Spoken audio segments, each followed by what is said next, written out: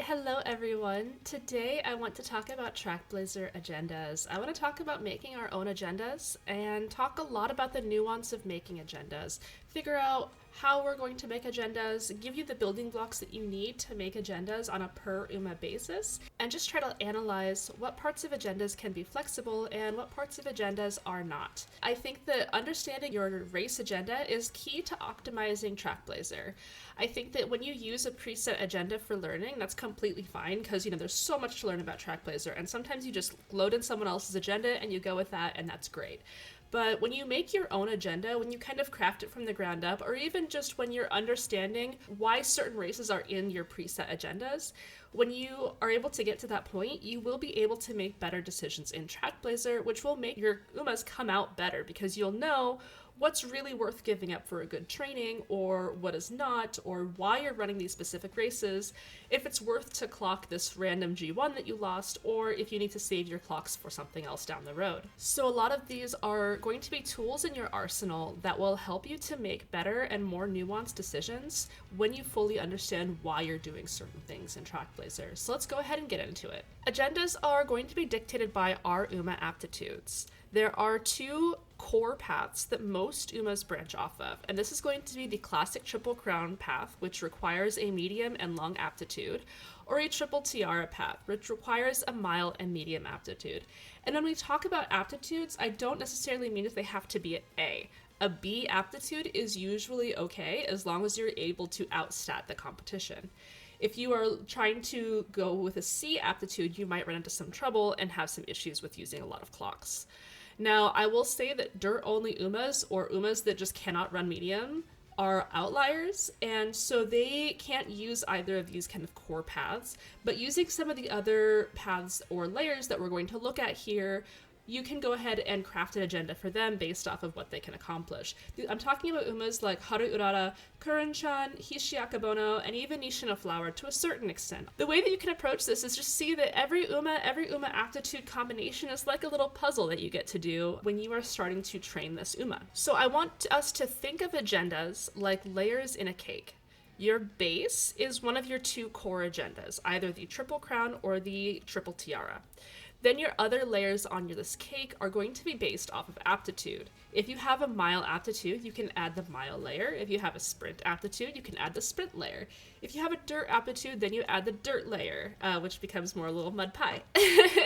It's important to note that these agendas and these layers only affect what G1s you're taking. There are no epithets that force you to take specific G2s and G3s. There are epithets that can combo off of the G2s and G3s that you do, such as epithets that require you to take races in certain locations or races of a certain distance. But there's no epithet that says, for example, you have to run the Mainichi High. Right? So this means that you are able to be more flexible in your G2 and G3 pathing and just don't stress about it, right? That's the most important thing, is that we don't stress too much about our G2s and G3s. What we're looking at here is trying to incorporate these layers and smush all of these layers in this cake to make a complete cake. We want our base, we want our additional aptitude layers, and then after that we'll add everything else. We'll add the toppings, right? So let's go ahead and get started, and I will start by talking about the classic Triple Crown. The classic Triple Crown consists of 3 races that all take place during your classic year. That's going to be the Satsuki Sho, which takes place in early April, the Japan Derby, which takes place in late May, and the Kikuka Sho, which takes place in late October. This is the starting point for the agenda that we're going to build. And again, remember, this is an agenda for medium and long UMAs, okay? So this is an agenda for UMAs that can run medium and long races, and it starts with these 3. So let's build off of our classic Triple Crown. Initially, the classic Triple Crown is going to give us the stunning epithet. And then if you can see in the incredible epithet here, if we add either the classic Japan Cup or the Aria Makinen in our classic year, we're going to get the incredible epithet. So just adding the Aria Makinen in our classic year is going to get us an additional 30 stats.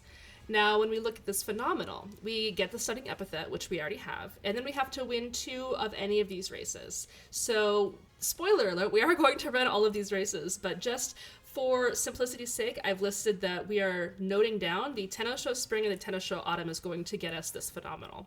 So we are stacking our Triple Crown with the classic Ari Makinen, with the Tenno Spring and Tenno Autumn to get all 3 of these epithets, which is quite a lot. This is 80 stats right here. So now when we do the Tenno Spring and the Tenno Autumn, we automatically get the Shield Bearer epithet, which gives us more stats. And then if we look at the requirements for the Spring Champion epithet, we will take the Osaka High and the Takarazuka Kinen to get the Spring Champion, which is the kind of the Spring Triple Crown. And then we take the Japan Cup and we take the Ari Makinen in our senior year to get our Fall Champion. So this way, we stacked all of these races up. It's actually not a lot of races because there's a lot of overlap in all of these epithets. But when we are kind of building off of that Triple Crown and just adding the races that are required, we wind up getting a lot of extra stats. So now we have our base agenda, which is, again, the Satsuki Sho, the Japanese Derby, and the Kikaku Sho. We build off of that by adding the Ari Makinen in late December. And then we get the Tenno Spring and Tenno Autumn for that Shield Bearer epithet. And then since we're getting both of those, we also take the Osaka High and the Senior Takarazuka Kinen in order to get the Spring Champion. And then we take the Japan Cup and the Senior Ari Makinen to get the Senior Fall Champion. So now this is what our agenda looks like, and we have about 140 stats from all of our epithets. And this is what I would consider the classic Triple Crown path. So this is the core, this is the base layer of our cake for the classic Triple Crown. These are all races that I would consider to be non-negotiable. You know, if we need to drop like the Osaka High to take an incredible training, we're going to lose our Spring Champion epithet. It's not the worst thing in the world, right? If we drop the Osaka High, we're dropping 20 stats, and of course all the stats that the Osaka High gets us, but, you know, that's okay. Like, if it's really, really worth it, we can do that. But here's where you start to see where individual races add into these stats that we're getting. And this is where you start to understand where we can drop or add races to get additional stats. So with all of this, again, we have 140 stats from epithets, except we actually have 170 stats from epithets, because getting all of those epithets just by themselves also gets us these 3 epithets. So we're already winning G1s, which are open or higher. We're winning G1s in Tokyo, Nakayama, Hanshin, Kyoto. And so we're getting all of these epithets just for free because we are already running these G1 races. So now let's talk about the mile layer of our classic Triple Crown. This is an additional layer that you can add to your Triple Crown cake, but it is not the base layer of your Triple Crown cake. The base layer is those 170 stats that we already have just by picking up the races that we've already talked about. So if your Uma can run mile, you will be adding these 3 races. This is the NHK Mile, the Yasuda Kinen, and the Mile Championship. By running these, we are going to get an additional 30 stats. Because the Mile Championship and the Japan Cup both take place on the same day, we can run the Mile Championship in our classic year and the Japan Cup in our senior year in order to make sure that we're getting all of our epithets. And this is one that I actually look at a lot because I lose the NHK Mile Cup a lot more than I should. And so when I am losing the NHK Mile Cup and I'm thinking to myself, is this worth clocking? What am I losing? I am losing 30 random stats. Is it worth clocking to get those 30 random stats?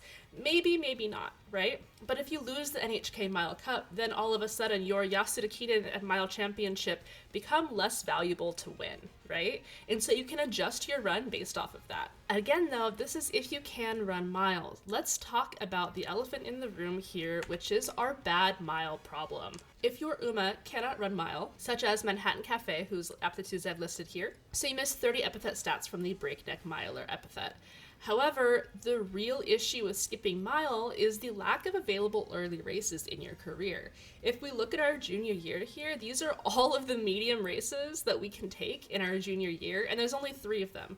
If you had a mile aptitude, you take 7 races here. So you're at a deficit of 4 races to begin with. So basically this means that you're losing, about 400 shop coins at the very beginning, which means that you're pretty much losing an entire shop, right? And that's really tricky because this is where you start to snowball your run if you have mile aptitude. This is where you start banking those shop items. This is where you start getting a lot of races under your belt. This is where you start packing in a lot of like those early kind of small epithets that you're taking.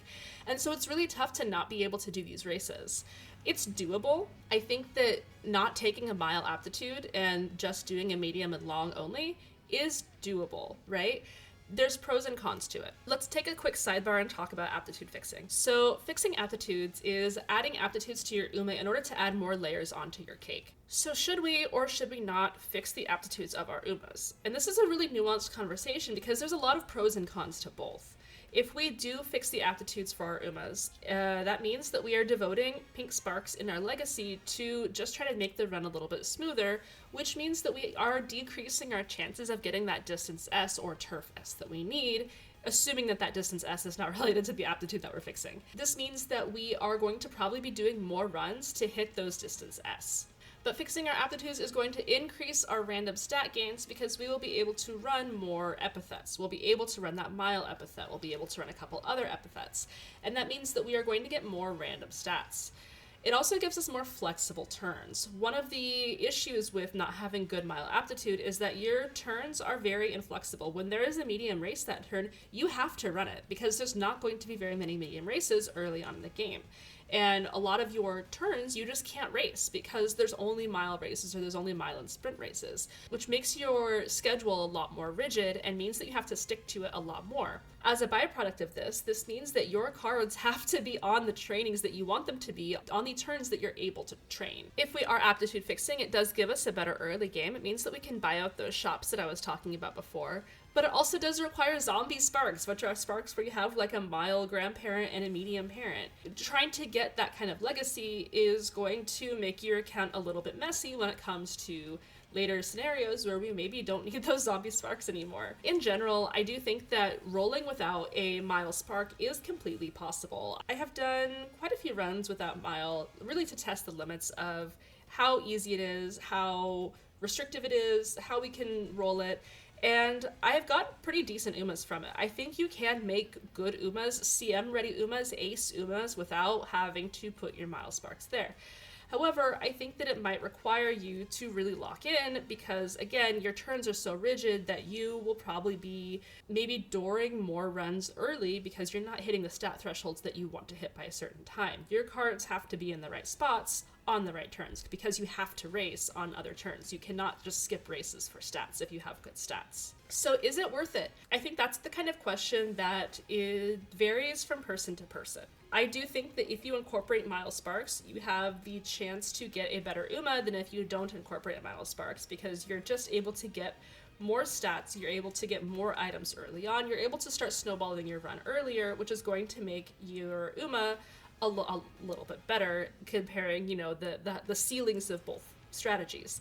However, if you decide not to run mile sparks, I think that the resulting Uma is going to be maybe a little bit lower of a roll, but still very viable. I don't think that it kills an Uma to not be able to run mile, but I do think that if you are not fixing the mile sparks, you will be accepting kind of a little bit of a lower roll.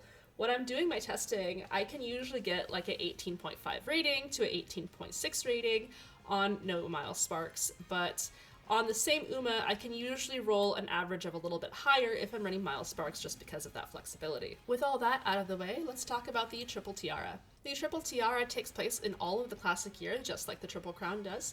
We take the Okasho in the early April, we take the Japanese Oaks in late May, and we take the Shukasho in late October. This is the starting point for your agenda, and this is incompatible with the Classic Triple Crown because all three of these races take place on the exact same day as all of the Classic Triple Crown races. Building off of the Triple Tiara, very similar to the Classic Triple Crown, we're going to get the Lady epithet just from doing the Triple Tiara. By adding the Queen Elizabeth Cup in the Classic year, we get the Heroine epithet, which gives us an additional 20 stats. And then by adding the Victoria Mile, Hanshin Juvenile Fillies, and the Senior Year Queen Elizabeth Cup, we get the Goddess epithet, which gives us an additional 30 stats. Because the Triple Tiara runs the Okasho, being able to run Mile is a prerequisite to running the Triple Tiara. This means that we will just add the Mile layer by default, similar to how we're adding the Tenno-sho Spring or the Aria Makinen to the Classic Triple Crown.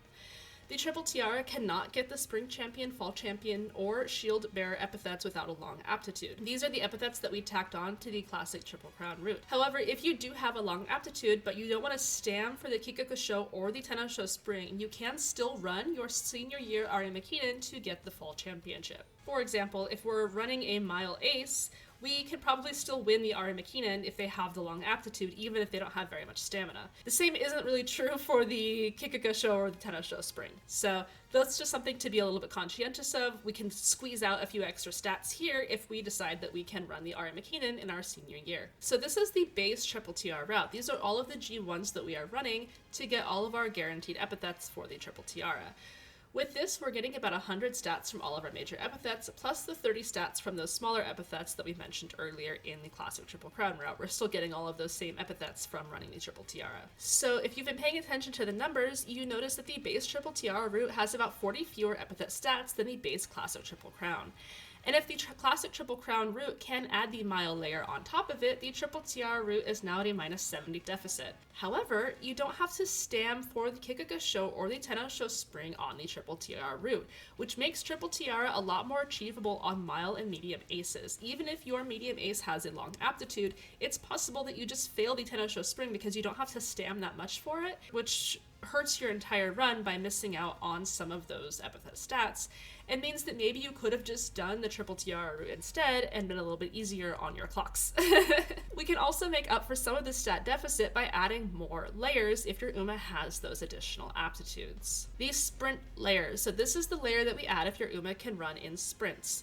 With this, we add the Takamatsu no Miyakinen and the Sprinter Stakes to our rotation, and this gives us our Sprint Go-Getter, which gives us an additional 20 stats. If we run those two races on top of the Triple Tiara, we already get the Sprint Speedster epithet because we're already adding the Yasuda Kinen and the Mile Championship to our Triple Tiara route. So in this case, you can kind of visualize the Sprint layer and the Mile layer really being hand in hand.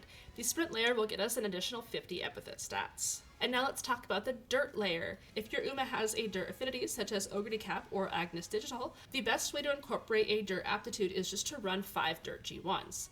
Any dirt G1, as long as you run 5 of them, counts for these epithets. We have epithets for winning 3 dirt G1s, 4 dirt G1s, and 5 dirt G1s, and then an additional epithet for winning 5 dirt races.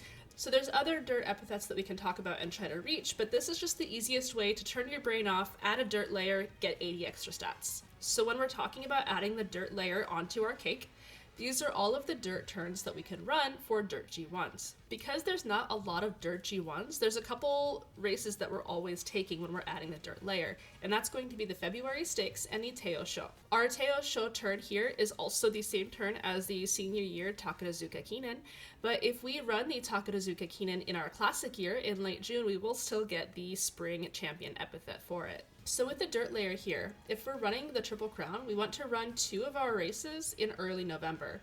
Because the Queen Elizabeth Cup, which is what you would usually take here, doesn't have any epithet gains in the Triple Crown route. So we run a dirt here and we run a dirt here, both in early November. You can run the same dirt if you want, you can run different dirts if you want. It doesn't matter as long as you run your 2 dirt G1s here. And then the Triple Tiara route is going to instead run their dirts in late December. So the Triple Tiara route will run the Tokyo Daishoten here in late December instead of the Ari Makinen. This means that you can still run your Queen Elizabeth Cup in both early Novembers, but your late December here, you're running the Tokyo Daishoten.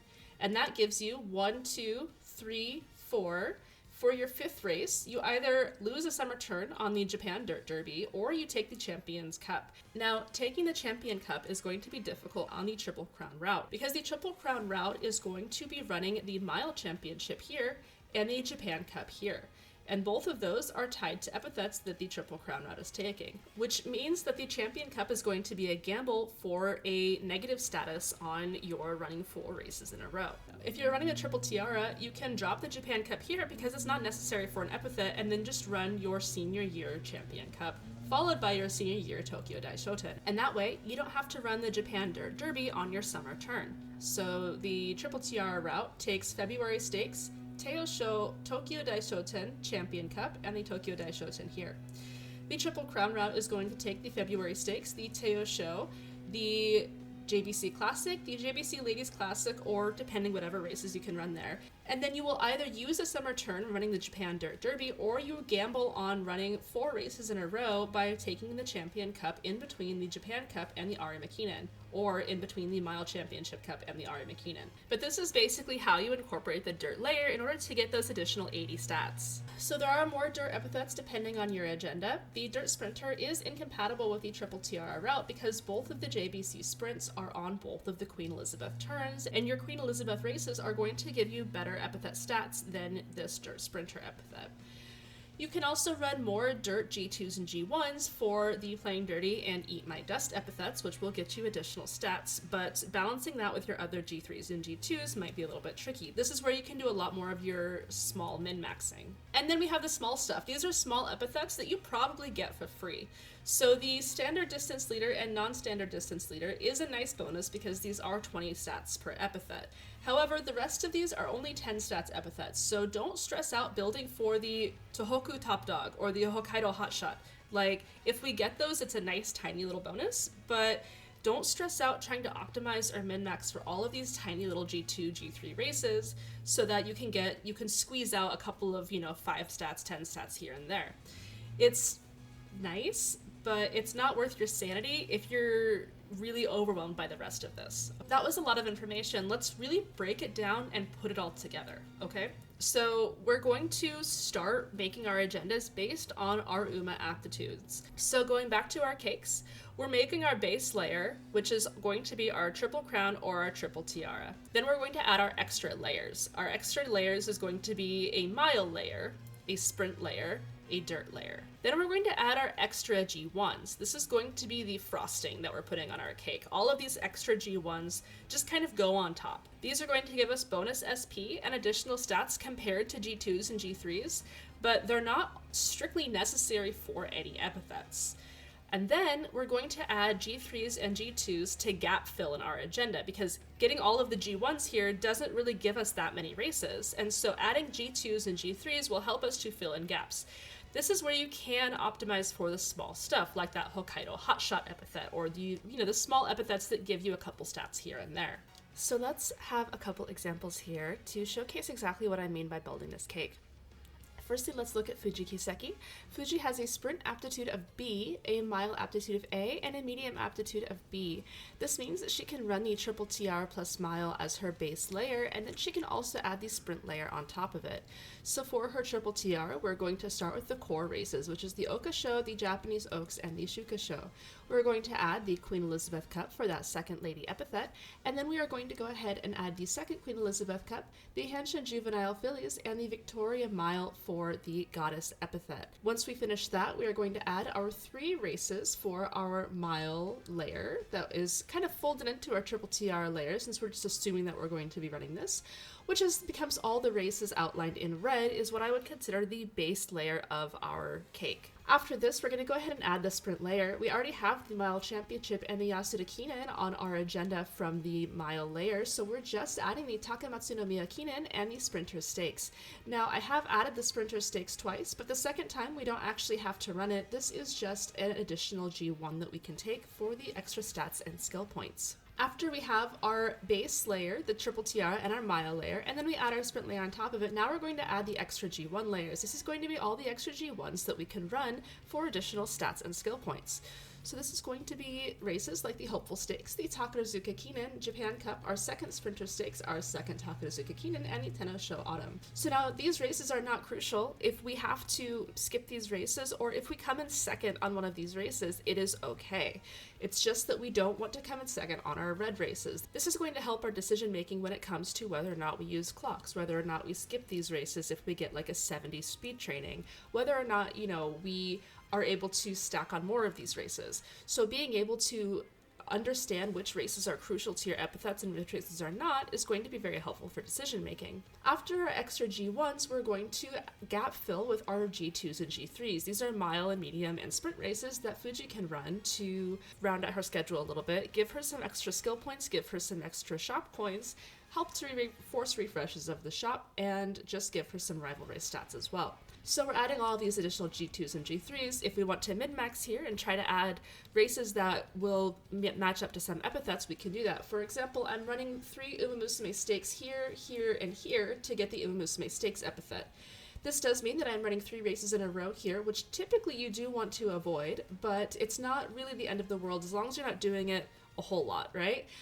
In particular, if your third race is on the last day of the year, like the Hopeful Sticks here, or if we were running the R.A. McKinnon's here, you're not going to get any kind of negative status effect from it. You can run that third race and nothing bad will happen. However, here I might be risking a mood down or, a skin outbreak or something like that. So I want to make sure that I have some items for that if I get to this point and I still want to do this. So with this, you can see how we've created this agenda. So to recap, understanding your agenda means understanding what you can safely skip for a good training.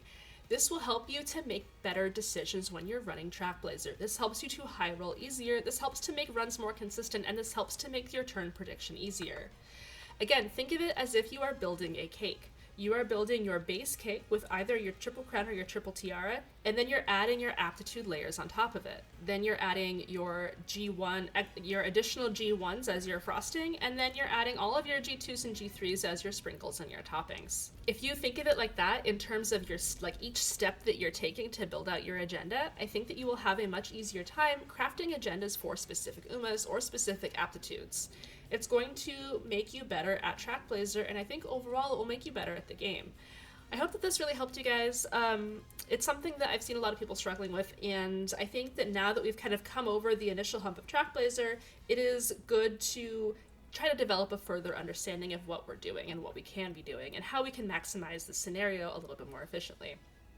So I hope this helped. Thank you so much for your time, and please look forward to more content later. Thank you so much. Bye-bye.